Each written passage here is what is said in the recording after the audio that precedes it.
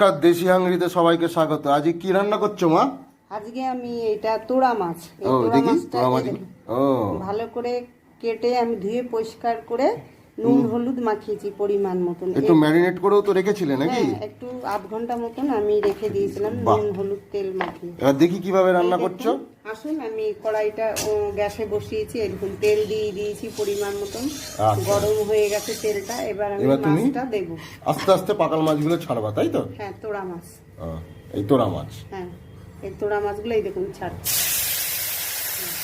তোরাকে পাকালো বলে নাকি মা? কাতলা মাছও বলে, আচ্ছা বান মাছ বলে, এই মাছগুলো দিয়ে যেমন বলে। আচ্ছা, বাহ, দারুণভাবে ছাড়ছে তো, স্টাইল আছে। হ্যাঁ, এই দেখুন কি সুন্দর কালার চলে এসছে। কোথা- এই দেখুন মাছগুলো যে তেলে দিয়েছি আমি একটু ভাজা ভাজা হয়ে গেছে, আর একটু হলুদ কালার, সঙ্গে সঙ্গে হলুদ হয়ে গেছে। হ্যাঁ, হ্যাঁ হলুদ কালার